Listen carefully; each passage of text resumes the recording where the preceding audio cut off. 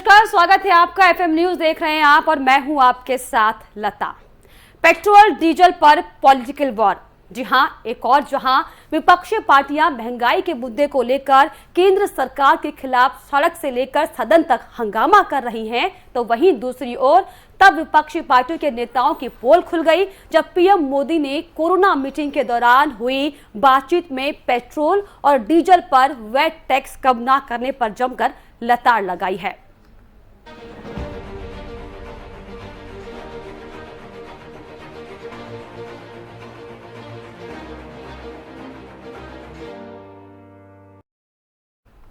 हर मुद्दे पर फेल होने वाली विपक्षी पार्टियों को एक बार फिर से पीएम मोदी ने पेट्रोल डीजल के मुद्दे पर क्लीन बोल्ड किया, जिसके बाद से ही राजनीतिक गलियारों में मोदी वर्सेस विपक्ष की जंग छिड़ चुकी है। रिपोर्ट देखिए।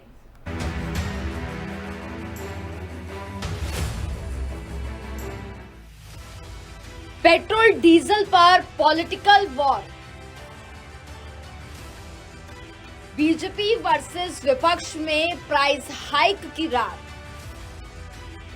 वैट टैक्स को लेकर खुली विरोधियों की पोल। पीएम ने कई मुख्यमंत्रियों को किया क्लीन बोल्ड।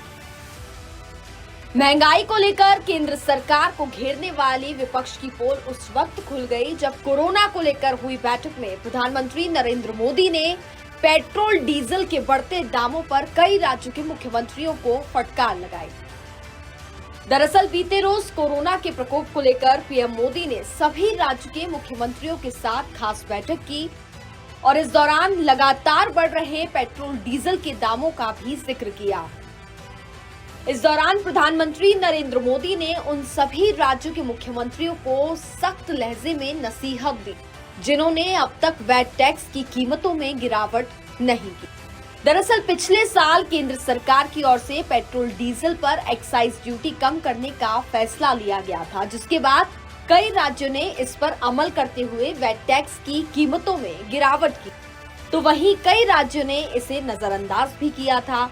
बस फिर क्या था, प्रधानमंत्री नरेंद्र मोदी ने उन सभी राज्यों के मुख्यमंत्रियों को खरी खोटी सुनाई और कहा कि कई राज्यों ने पेट्रोल डीजल पर वैट नहीं घटाकर अपने नागरिकों को लाभ नहीं दिया और राजस्व कमाया। प्रधानमंत्री नरेंद्र मोदी ने कहा कि वैश्विक संकट में केंद्र और राज्यों को मिलकर आगे बढ़ने की जरूरत है। पीएम ने राज्यों को नसीहत देते हुए कहा कि वैश्विक परिस्थितियों के बीच केंद्र सरकार ने पिछले साल नवंबर में ही पेट्रोल डीजल पर एक्साइज ड्यूटी घटा दी थी, लेकिन कई राज्यों ने ऐसा नहीं किया। उन्होंने राज्यों से आग्रह किया कि वैश्विक चुनौती की इस घड़ी में केंद्र और राज्य को साथ मिलकर चलने की जरूरत है। अब मैं एक छोटा सा उदाहरण देता हूं। जैसे पेट्रोल डीजल की कीमतों का एक विषय हम सबके सामने है। देशवासियों पर पेट्रोल डीजल की बढ़ती कीमत का बोझ कम करने के लिए केंद्र सरकार ने एक्साइज ड्यूटी में कमी की थी। पिछले नवंबर महीने में कम की थी। केंद्र सरकार ने राज्यों से भी आग्रह किया था कि वो अपने यहां टैक्स कम करे और ये बेनिफिट नागरिकों को ट्रांसफर करे। इसके बाद कुछ राज्यों ने तो भारत सरकार की इस भावना के अनुरूप यहां टैक्स कम कर दिया, लेकिन कुछ राज्यों द्वारा अपने राज्य के लोगों को इसका कोई लाभ नहीं दिया गया। इस वजह से पेट्रोल डीजल की कीमतें इन राज्यों में अब भी दूसरों के मुकाबले कहीं ज्यादा है। ये एक तरह से इन राज्यों के लोगों के साथ अन्याय तो है ही, साथ ही पड़ोसी राज्यों को भी नुकसान। यही नहीं, पीएम मोदी ने रूस और यूक्रेन के बीच चल रहे युद्ध का भी जिक्र करते हुए कहा कि युद्ध की परिस्थिति पैदा होने से सप्लाई चेन प्रभावित हुई है। ऐसे माहौल में चुनौतियां बढ़ रही हैं। प्रधानमंत्री नरेंद्र मोदी यही नहीं रुके, उन्होंने राज्यों का नाम लेकर उन्हें सुना दिया। पीएम मोदी ने कहा कि मैं किसी की आलोचना नहीं, प्रार्थना कर रहा हूं। आपके राज्यों की भलाई के लिए प्रार्थना कर रहा हूं। महाराष्ट्र, पश्चिम बंगाल, तेलंगाना, आंध्र प्रदेश, केरल, तमिलनाडु और झारखंड ने किसी न किसी कारण से केंद्र की सलाह को नहीं माना, जिसकी वजह से उनके नागरिकों पर बोझ जारी है। ऐसे में ये सवाल खड़ा होता है कि हर मोर्चे पर फेल होने वाली विपक्षी पार्टियों का महंगाई को लेकर उठाया जा रहा सवाल कितना वाजिब है, क्योंकि एक और जहां सड़क से सदन तक विपक्ष महंगाई के मुद्दे पर हल्ला कर रहा है, तो वहीं वैट टैक्स को लेकर सभी की पोल खुल गई है। Bureau report, FM news. वहीं फटकार जब पीएम मोदी की हो तो कैसे संभव है कि विपक्षी खेमा शांत बैठ जाए? बस पीएम मोदी ने वैट टैक्स को लेकर विपक्षी नेताओं पर सवाल क्या खड़ा किया? अपनी गलतियों पर लगातार पुनर्विचार करने की बजाय आपको बताएं कि पूरा विपक्षी खेमा पीएम मोदी पर हमलावर हो गया। रिपोर्ट देखिए। पेट्रोल डीजल पर विपक्षी टोली का पलटवार। राहुल बोले जिम्मेदारी से बच रहे पीएम। ममता और गहलोत ने भी निकाली रार। एक और जहां पीएम मोदी ने अब तक वैट टैक्स में कमी ना करने को लेकर तमाम उन गैर बीजेपी शासित राज्यों से सवाल पूछा है, तो वहीं पीएम मोदी के सवालों का जवाब देने के बजाय विपक्षी की टोली उन्हीं पर हमलावर होती हुई नजर आई। जिन राज्यों का नाम पीएम मोदी ने लिया, उनके मुख्यमंत्रियों की तरफ से इसके जवाब में तमाम गैर बीजेपी शासित राज्यों से प्रतिक्रिया भी निकलकर सामने आने लगी है, जिसमें राजस्थान के मुख्यमंत्री से लेकर पश्चिम बंगाल तक की मुख्यमंत्री ने अपने बचाव में जवाब दिया और पीएम मोदी को घेरने की कोशिश की गई। यही नहीं, कांग्रेस के युवराज ने भी ट्वीट कर पीएम मोदी के सवाल पर अपनी भड़ास निकाली और उन्हें गैर जिम्मेदाराना करार दिया। राहुल गांधी ने ट्वीट कर कहा कि उच्च ईंधन की कीमतें दोष राज्य, कोयले की कमी दोष राज्य, ऑक्सीजन की कमी दोष राज्य। सभी ईंधन करों का 68% केंद्र द्वारा लिया जाता है, फिर भी पीएम जिम्मेदारी से बचते हैं। मोदी का संघवाद सहयोगी नहीं है, ये जबरदस्ती है। तो वहीं पीएम मोदी के पेट्रोल डीजल वाले बयान का जवाब देते हुए पार्टी प्रवक्ता रणदीप सिंह सुरजेवाला ने आंकड़े जारी कर बताया कि कांग्रेस के दौर में पेट्रोल पर एक्साइज ड्यूटी 9.48 प्रति लीटर थी और डीजल पर 3.56 प्रति लीटर, लेकिन मोदी सरकार के दौर में पेट्रोल पर एक्साइज ड्यूटी 27.90 प्रति लीटर और डीजल पर 21.80 प्रति लीटर। इस हिसाब से सरकार तुरंत पेट्रोल और डीजल पर 18 रुपए एक्साइज ड्यूटी कम करे। इसके अलावा राजस्थान के मुख्यमंत्री अशोक गहलोत ने भी पीएम मोदी को जवाब देते हुए कहा कि शायद बीजेपी शासित भोपाल को संदेश देने के लिए प्रधानमंत्री ने जयपुर का नाम लिया है। गहलोत ने कहा कि भोपाल में पेट्रोल और डीजल की कीमतें जयपुर से अधिक हैं। इसके साथ ही उन्होंने ये भी कहा कि प्रधानमंत्री ने राज्यों के वैट की बात की, लेकिन केंद्र सरकार के उत्पाद शुल्क की जानकारी नहीं दी है। तो वहीं महाराष्ट्र के सीएम उद्धव ठाकरे ने भी पीएम मोदी के टैक्स कम नहीं करने वाले आरोप का जवाब देते हुए कहा कि सबसे ज्यादा टैक्स देने वाला राज्य महाराष्ट्र है, लेकिन आर्थिक मोर्चे पर महाराष्ट्र के साथ केंद्र सरकार भेदभाव कर रही है। 26,500 करोड़ रुपए का जीएसटी बकाया अब तक केंद्र से नहीं मिल पाया है। ऐसे में केंद्र सरकार को सभी राज्यों के प्रति एक जैसा बर्ताव करना चाहिए। महाराष्ट्र के अलावा पीएम मोदी ने पश्चिम बंगाल का भी जिक्र किया था, जिस पर मुख्यमंत्री ममता बनर्जी ने भी खुद सामने आकर इसका जवाब दिया। उन्होंने कहा कि पीएम ने बैठक के दौरान कहा कि पेट्रोल डीजल की कीमतें राज्यों को कम करनी चाहिए, लेकिन क्या आपने तेल की कीमतों से हुई अपनी कमाई देखी है? वहीं ममता ने आगे कहा कि हमने कहा था कि केंद्र और राज्यों का रेवेन्यू बराबर होना चाहिए, लेकिन वो इसके लिए तैयार नहीं हुए। लेकिन इसके साथ ही ममता ने केंद्र सरकार पर 75% टैक्स वसूलने का भी आरोप लगाया है। वहीं केंद्रीय पेट्रोलियम और प्राकृतिक गैस मंत्री हरदीप सिंह पुरी ने पेट्रोल डीजल की कीमतों को लेकर विपक्षी दलों को आईना दिखाने का काम किया है और विपक्षी दलों के मुख्यमंत्रियों की ओर से केंद्र सरकार पर लगाए गए आरोपों का जवाब दिया। मंत्री हरदीप सिंह पुरी ने साफ तौर पर कहा कि अगर विपक्षी शासित राज्य आयातित शराब के बदले ईंधन पर करों की कटौती करते तो पेट्रोल सस्ता हो जाएगा। उन्होंने इस दौरान ट्विटर पर पोस्ट करते हुए साफ तौर पर लिखा कि विपक्षी शासित राज्य अगर आयातित शराब के बदले ईंधन पर टैक्स कम करते हैं तो पेट्रोल सस्ता होगा। मंत्री ने आगे ये भी लिखा कि महाराष्ट्र सरकार ने पेट्रोल पर 32.15 प्रति लीटर और कांग्रेस शासित राजस्थान ने इस पर 29.10 प्रति लीटर कर लगाया है। लेकिन बीजेपी शासित राज्यों की अगर हम बात करें और खास तौर पर उत्तराखंड में तो केवल 14.51 प्रति लीटर, माफ कीजिएगा 14.51 प्रति लीटर और उत्तर प्रदेश में 16.50 प्रति लीटर ही टैक्स है। वही विरोध प्रदर्शन करने से फैक्ट नहीं बदल जाएंगे, ऐसा हरदीप पुरी जी का कहना था। वही इसके अलावा हरदीप पुरी ने यह भी साफ तौर पर लिखा कि महाराष्ट्र सरकार ने साल 2018 से फ्यूल टैक्स के रूप में 79,412 करोड़ रुपए इकट्ठा किए हैं और इस साल 33,000 करोड़ रुपए एकत्र करने का अनुमान है। इसके अलावा साथ ही साथ उन्होंने सवाल करते हुए ये भी कहा कि लोगों को राहत देने के लिए वे पेट्रोल और डीजल पर वैट क्यों नहीं घटाते हैं।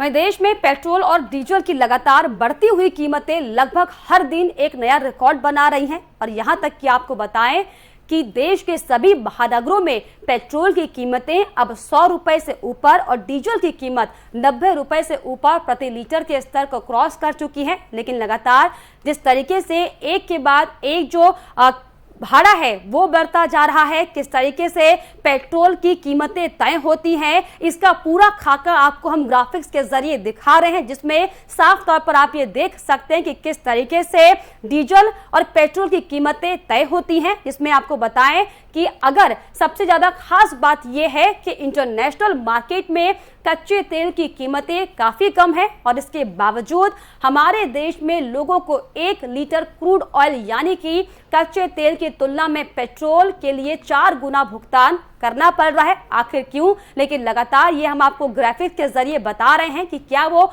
खास कारण है जिनकी वजह से जो क्रूड ऑयल की कीमत न्यूनतम स्तर पर होती है लेकिन प्रति व्यक्ति तक पहुंचते पहुंचते आखिर क्यों ये जो तेल की कीमतें हैं वो आसमान छू जाती हैं। इसका तमाम जो वजह है वो हम आपको लगातार दिखा रहे हैं कि कैसे इंटरनेशनल मार्केट में कच्चे तेल की कीमतों के आधार पर उतार चढ़ाव तेल की कीमत बढ़ने का अहम कारण होता है। इसके अलावा आपको ये भी बता दें कि जो उत्पादक शुल्क लगाया जाता है, जिस तरीके से एक्साइज ड्यूटी सेस के अलावा राज्य सरकारें जो सेल टैक्स या फिर वैट टैक्स वसूलती हैं, ये एक बड़ा कारण होता है। इसके अलावा जो माल भाड़ा होता है, वैल्यू एडेड टैक्स के साथ ही जो डीलर का कमीशन जोड़ता है, ये तमाम वो अहम कारण हैं जिससे जो आम नागरिक तक जो पेट्रोल पहुंचता है उसकी जो कीमतें हैं वो लगातार आसमान छूने वाली होती हैं। यानी कि आम नागरिक के पास पहुंचते पहुंचते कई तरह के कर लगाए जाते हैं। और अगर हम खास तौर पर 2014 में पेट्रोल पर उत्पादक शुल्क की बात करें तो 9.48 रुपए प्रति लीटर और अगर डीजल की बात की जाए तो 3.56 रुपए प्रति लीटर पर था। और अगर 2019 की हम बात करें तो 2019 में पेट्रोल पर कुल उत्पादक जो शुल्क था वो 19.98 रुपए प्रति लीटर और डीजल पर 15.83 रुपए प्रति लीटर था। और अगर हम वर्तमान की बात कर लेते हैं तो वर्तमान में पेट्रोल पर जो उत्पादक शुल्क है वो 32.98 प्रति रुपए लीटर है और अगर डीजल की खास तौर पर बात की जाए तो 31.83 प्रति रुपए जो लीटर है वो कर दी गई है। और यही दरअसल बड़ी वजह है जो तमाम जो कर चाहे वो राज्य सरकार की ओर से लगाए गए हों, चाहे वो केंद्र सरकार की ओर से लगाए गए, ये बड़ी खास वजह है जिसके चलते आम नागरिक तक महंगा पेट्रोल पहुंचता है। हालांकि तमाम बड़ी बड़ी बातें विपक्षी दल के नेता करते हैं, लेकिन किस तरीके से आप सोचिए कि पीएम नरेंद्र मोदी ने उन तमाम जो गैर बीजेपी शासित राज्य हैं जो लगातार मनमानी तरीके से वैट की वसूली कर रहे थे, जिसका सारा आरोप केंद्र सरकार पर मढ़ा जा रहा था, लेकिन सच्चाई सबके सामने आ चुकी कि किस तरीके से सिर्फ और सिर्फ जनता को गुमराह करने का काम में तमाम राजनीतिक पार्टियां कर रही हैं। और खास तौर पर वो सरकारें, वो तमाम बड़े बड़े मंत्री जो महंगाई को लेकर लगातार केंद्र सरकार के खिलाफ दुहाई देने का काम कर रहे थे, आखिर क्यों नहीं उन सरकारों ने वैट की दरों पर कमी की है? यह हालांकि लगातार बड़ा सवाल खड़ा हो रहा है। और अगर राज्य सरकारों की ओर से इस तरीके से जो वैट में कमी की बात पीएम नरेंद्र मोदी कह रहे हैं वो नहीं की गई, तो आखिर क्यों नहीं केंद्र सरकार की ओर से इससे पहले उन्हें जमकर फटकार लगाई जा चुकी है? तो तमाम ये बड़े सवाल बार बार खड़े हो रहे हैं और यही दरअसल बड़ी वजह है कि अब जब 100 के पार पेट्रोल हो चुका है, लगातार जो पेट्रोल और डीजल के दाम हैं जो आसमान छू रहे हैं, वैसे में किस तरीके से आम जो नागरिक है उसे सस्ता पेट्रोल पहुंचाया जाए, किस तरीके से महंगाई से निजात दिलाने का काम किया जाए, इसको लेकर हालांकि केंद्र सरकार तमाम उपाय खोज रही है, लेकिन बावजूद इसमें सहयोग करने के तमाम जो कई राज्यों की सरकारें हैं वो इसमें बाधा डालने का काम कर रही हैं, जिसका जीता जागता उदाहरण कल पीएम नरेंद्र मोदी के साथ हुई बैठक में सामने आया है।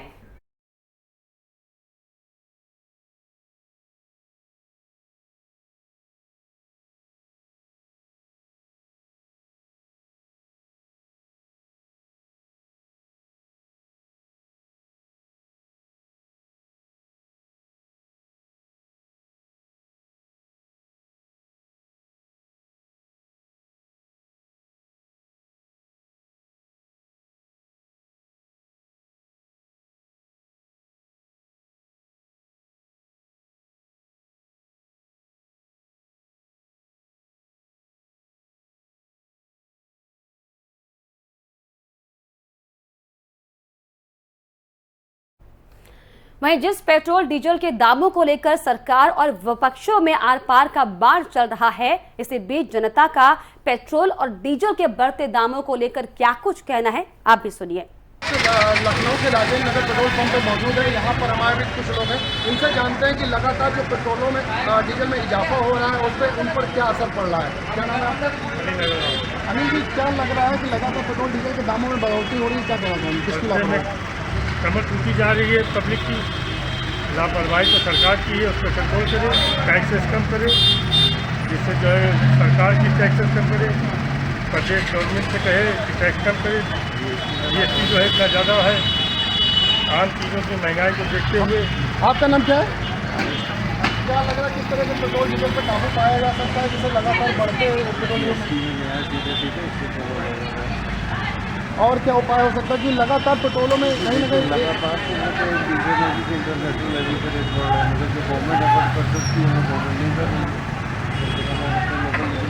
आइए इनसे पूछता है, हमारे 6 लोग आ रहे हैं। पेट्रोल डीजल में लगातार बढ़ोतरी होने क्या कहना चाहेंगे? ये क्या हाल है? 10,000 का महीना तनख्वाह है, 3,000 का पेट्रोल पड़ता, 7,000 का घर कैसे चलता है? किसकी लापरवाही मान रहे हैं आप? लापरवाही क्या बताओ, सरकारी की लापरवाही है। जब इलेक्शन होने वाले जब एकदम करती है, इलेक्शन नहीं कर और लोग क्या? हमारे भी और लोग इनसे जानते हैं पेट्रोल डीजल में लगातार बढ़ोतरी हो रही है, क्या कहना चाहेंगे? क्या नाम है? कहना चाहेंगे कि लोगों की अब इतनी इनकम बढ़ गई कि वो उसको झेल रहे हैं, उनको कोई दिक्कत नहीं। यानी कुल मिलाकर आप से तो कोई फर्क नहीं पड़ रहा पेट्रोल डीजल? नहीं, मेरे क्या मतलब मोस्टली लोगों के सियासत नहीं पड़ रहा है। हमारे भी और लोग हैं, यहाँ पे कुछ बच्चे भी हैं, इनसे पूछते हैं पेट्रोल डीजल में लगातार रेटों में इजाफा हो रहा है, क्या कहना चाहेंगे? पेट्रोल तो बहुत महंगा होता जा रहा है और इसके बारे में और लोग हैं यहाँ पर, आइए इनसे जानते हैं, ये बताएंगे। क्या नाम है आपका? और त्योहारों का दौर जारी है, महंगाई है इसको तो कोई सरकार नहीं कर सकती, चाहे कोई सरकार हो। ये जिस पर टैक्स वगैरह जो लगे हैं वो टैक्स को कम करे तो सबको सस्ता हो जाएगा, यही चाह रहा है इसका। इसके साथ रसोई गैस भी महंगी हो रही है। हाँ, तो अब इसमें सरकार को देखना चाहिए क्या करना चाहिए। पेट्रोल डीजल से ही आयात निर्यात का सारा काम होता है। पेट्रोल डीजल महंगा होता है तो कहीं ना कहीं जितने भी साग सब्जी हैं जो बाहर से जो चीज़ें आती हैं उत्तर प्रदेश या पूरे हाँ, भारत सब में, तो चीज़ें महंगाई हो रही है, कोई भी चीज़ है पेट्रोल सस्ता करना चाहिए। उनको किस तरह से काबू किया जा सकता है? अभी सरकार सोचे इसके बारे में क्या करना चाहिए।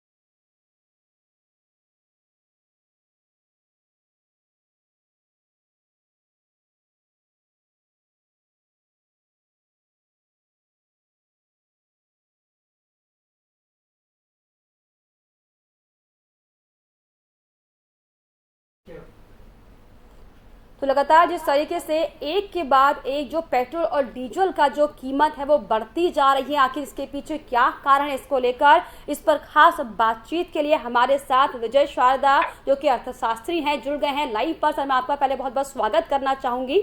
विजय जी नमस्कार जी। विजय जी, एक तो आप मेरा नाम आपने गलत लिखा हुआ है, सरदाना है, जी शारदा आपका नाम बताइएगा सर। विजय सरदाना। बिल्कुल सर, विजय सरदाना जी हमारे साथ जुड़ गए हैं, अर्थशास्त्री हैं। सर, मैं आपका स्वागत करना चाहूंगी एक बार फिर से। और सर, जिस तरीके से आए दिन हम हर दिन सुनते हैं कि पेट्रोल और डीजल के दामों में इजाफा हो रहा है, हालांकि कच्चे तेल को इसका एक मेन कारण माना जाता है, लेकिन सर क्या आपको लगता है कि आप दर्शकों को बताना चाहेंगे कि क्या प्रोसीजर सर इसका होता है कि जो कच्चे तेल का भाव इतना कम होता है लेकिन आम जनता तक पहुंचते पहुंचते उसकी जो कीमत है सर वो 4 गुनी हो जाती है? देखिए, सबसे पहले तो दर्शकों को ये समझना चाहिए कि हिंदुस्तान में करीब 80% से ज्यादा तेल हम दुनिया से आयात करते हैं जी। और जब भी अंतर्राष्ट्रीय बाजार में तेल के दाम में उतार चढ़ाव आता है उसका सीधा प्रभाव भारत की जो तेल की खरीद है उस पर पड़ता है। जब आप तेल खरीदते हैं जी हिंदुस्तान में तो उसके बाद फिर हम क्रूड खरीदते हैं और उसके बाद फिर इसकी रिफाइनिंग होती है, इसका प्रोसेसिंग होता है। हाँ जी। और प्रोसेसिंग का एक खर्चा होता है जी। उसके बाद जब डीजल या पेट्रोल तैयार होता है फिर वो डिस्ट्रीब्यूशन के लिए निकलता है, पेट्रोल पंप्स पे जाता है और हम लोगों तक पहुंचता है। जी। इस पूरी प्रक्रिया में एक तो सबसे बड़ा जो खर्चा आता है एक प्रोसेसिंग की कॉस्ट है, फिर डिस्ट्रीब्यूशन की कॉस्ट है, फिर जो आपका दुकानदार या जो पेट्रोल पंप वाले हैं उनका कमीशन है जी। और उसके साथ साथ पेट्रोल और डीजल पे केंद्र सरकार और राज्य सरकार भी अपना अपना टैक्स लगा के उसमें से टैक्स कलेक्शन करती है। जी। तो जो तेल बाजार में अगर आज की तारीख में मान लीजिए 50-60 रुपए लीटर है कच्चा तेल, जी। वो प्रोसेसिंग के बाद या जो 30 रुपए या 35 रुपए लीटर है वो प्रोसेसिंग के बाद बाकी खर्चे जोड़ने के बाद 80, 90, 100 डिपेंड करता है कि आप कितना टैक्स और किस तरह से अंतर्राष्ट्रीय बाजार पे उसका खर्चा आता है। जी। दूसरी सबसे बड़ी बात जो समझने की है कि हिंदुस्तान में पेट्रोल और डीजल पे ज्यादा टैक्स क्यों लगाए जाते हैं? हाँ जी। इस देश की आबादी 140 करोड़ है लेकिन टैक्स देने वाले जो डायरेक्ट टैक्स देते हैं वो मात्र 1% है, करीब 1.5 करोड़ लोग हैं। और बाकी जो टैक्स आता है जीएसटी के माध्यम से और बाकी टैक्सेस जो आते हैं वो इनडायरेक्ट टैक्स कहलाते हैं जी। और हमारे यहाँ पे 140 करोड़ की आबादी है। आज की तारीख में अगर आप इस बात को आपके माध्यम से मैं जनता को समझाना चाहता हूँ कि देखिए दुनिया में कोई भी चीज फ्री नहीं होती है। कभी कभी आपको लगता होगा कि पॉलिटिकल पार्टीज कह रही हम आपको बिजली फ्री दे देंगे, पानी फ्री दे देंगे, खाना फ्री दे देंगे, लैपटॉप फ्री दे देंगे, मोबाइल फ्री दे देंगे। दुनिया में फ्री कुछ भी नहीं आता है जी। क्योंकि जो कंपनियां आपको बिजली देती हैं, लैपटॉप देती हैं, जिसको पॉलिटिकल पार्टीज फ्री बांटने की कोशिश करती हैं, कंपनियों को तो पैसा चाहिए, तभी वो आपको बिजली या लैपटॉप या मोबाइल या जो भी आपको फ्री मिल रहा है वो तभी आपको वो सप्लाई देंगी। बिल्कुल। अब पॉलिटिकल पार्टीज आपको तो फ्री दे देती है जी, लेकिन अगर आपको 300 यूनिट बिजली फ्री दी जा रही है तो कहीं से तो उसका पैसा वसूला जाएगा जी। और यही कारण है कि सरकारें टैक्सेस बढ़ाती हैं क्योंकि उन्होंने आपको फ्री देने का वादा कर रखा है। अगर आप हर चीज के, आज उदाहरण के लिए मैं 2-3 चीजें कहता हूं। आज आपने कहा कि पेट्रोल के दाम बहुत बढ़ गए, लेकिन आपने ये चर्चा नहीं करी कि पेट्रोल से ज्यादा खाद के दाम बढ़े अंतर्राष्ट्रीय बाजार में, लेकिन किसानों के लिए खाद के दाम नहीं बढ़ाए गए हैं जी। तो जब आपको खाद पे सब्सिडी बढ़ानी होगी तो आपको पहले से डबल पैसा चाहिए। बिल्कुल।